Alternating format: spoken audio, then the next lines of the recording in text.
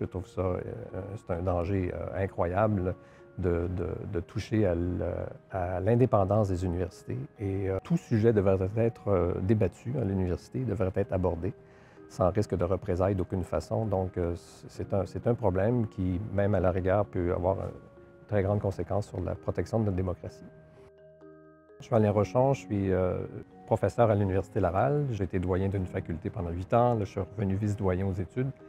Et au début de mon premier mandat comme doyen, je m'intéressais beaucoup, je suis tombé sur un article qui parlait de la culture de l'annulation qui se propageait beaucoup aux États-Unis et qui s'en venait ici au Québec de plus en plus sur les campus universitaires. Et ça m'effrayait beaucoup cette idée-là. My name is Martin Drapeau. I'm a clinical psychologist, a full professor here at McGill University.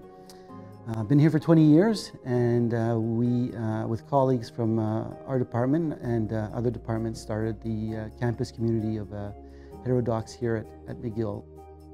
Curiosity, humility, intellectual rigor, I think we've lost touch with that. And unfortunately, in many universities, and that includes here, we've turned into ideologues where we promote, and that's true of everyone, regardless of what your political stance might be, we promote ideas as opposed to engage in conversation.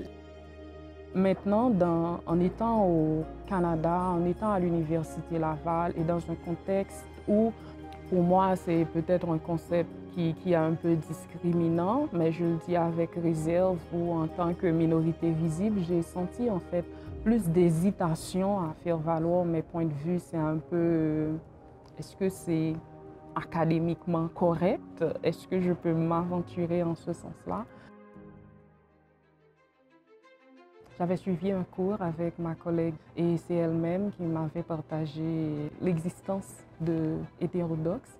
Et quand elle m'en a parlé, ça m'a paru être super intéressant quand j'ai vu par exemple les valeurs que promouvait Hétérodoxe Academy.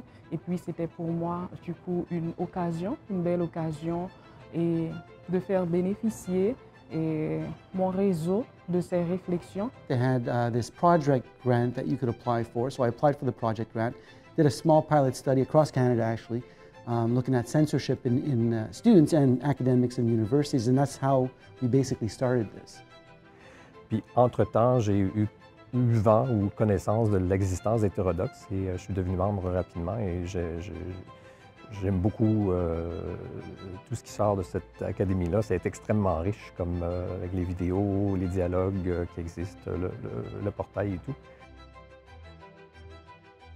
Sensibiliser les gens à l'ouverture d'esprit, de cesser de se camper dans leurs opinions, d'être ouvert aux arguments des autres.